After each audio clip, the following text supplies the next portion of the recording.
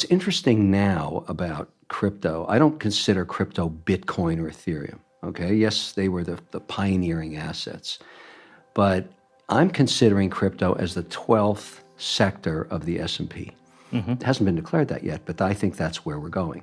And so when you talk about running a mandate like I do for institutional clients or institutional mindset, they say to themselves, okay, in a normal world where I understand each of the 11 sectors of the S&P, I may allocate the largest I would allocate would be 20%, let's say, to technology. That's generally the max in a mandate. And maybe you do 3% in energy because your ESG concerns are there and all the rest of it. But you're dabbling in all 11. I'm now dabbling in crypto as if it was the 12th. So that means I don't need a mandate to do that. I'm doing that because I'm able to get my compliance department to agree on certain coins, tokens, assets, but they have no interest in just buying Bitcoin. I get Bitcoin. That's one asset. It's just like when you say, I'm going to have 20% in tech. There's 1,000 companies to choose from to build that position.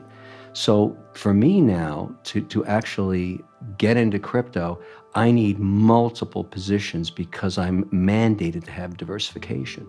So yeah, I own Bitcoin. Yes, I have some Ethereum. I have some Litecoin. I have some USDC, but there's much more coming. And I'm at 3% right now, waiting in a mandate. That's not a lot. I'm on my way to 7% by year end. That's a lot. And that's starting to be where I consider myself a participant in this market.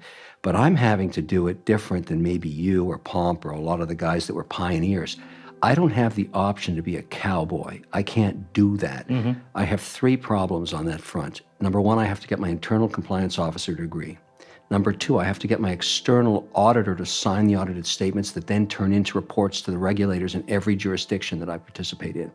I cannot afford to be offside for 1 second. So that's taken a lot of time. That ain't easy. And that is where we sit. And I'd say to you, that's good and bad news. It's good news that I've been able to do it. It took me almost half a year. But the upside is that there's trillions of dollars of the people I service that want to do the same thing. If we could just get the regulator on side to tell us what the rules are, it's like football. You can't play football if you don't know the rules. We need the rules. Then you're going to get a massive allocation to crypto. What is 7% in real numbers? I don't say because it goes across multiple mandates. And, you know, we have rules about disclosing dollars because it's not always our money. And are these people just kind of aware that this is this crypto thing and they know they should do it and they just trust you with your money? Because in my world, like my show is what Bitcoin did. I 95 to 98% of our content is Bitcoin. We occasionally discuss other projects. So I might discuss Ethereum if I wanted to talk about stable coins or do the comparisons. But in my world, Bitcoin is very different from crypto. I actually consider them two different things. All they share is the fact that they both use a blockchain and cryptography. Yeah. But what they are trying to achieve, for me, are very, very different things. So is there just this wider desire for people to invest in crypto and they don't really care what it is, and it's for you to decide the investments? No, when it comes to crypto, because of the compliance and the regulations and where we're at, I don't put other people's money into crypto mandates. I'm very fortunate to have my own operating companies, multiple operating companies that I control in the case where this crypto is 100% control. So I am allowed, but I have to be compliant anyways, because when you have a compliance department, it's because you've been able to grow business. I have multiple investments in financial services companies, many of them which are reporting and regulated. So I can't be offside. It's because I'm a shareholder in these companies. And so... What do you mean by offside? So let me give you an example. Back in 2017, when I took my first position in crypto, the regulatory environment was nothing less than toxic, all right? At that time, regulators around the world were sending out complaints to all kinds of people that were trying to tokenize all kinds of assets, including one here in New York, a hotel.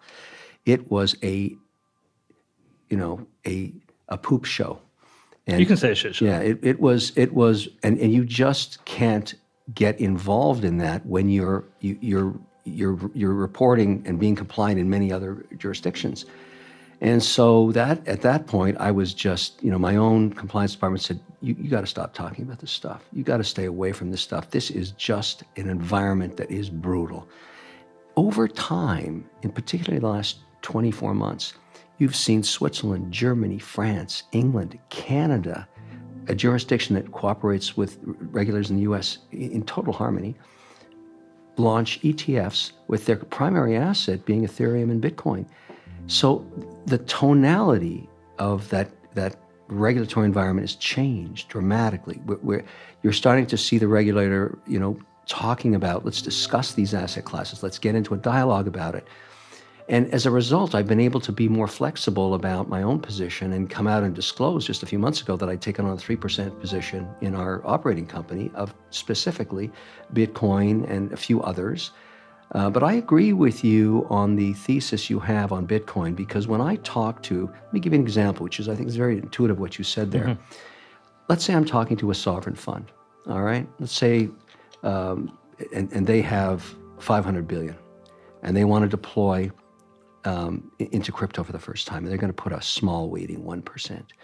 The reason they haven't done it yet is not because they're having a debate about whether they want to. They want to, but they have a compliance department that includes an ESG committee, which determines which assets get to the investment committee first, because every single asset is viewed with that particular sovereign fund by the merits of sustainability.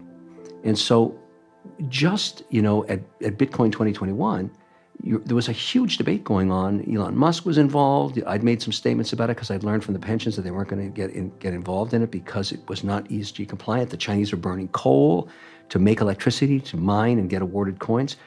That was a nightmare. And so the reason Bitcoin is still not yet an institutional product is we have not got around this issue of sustainability. It's getting addressed, and I'll give you an example.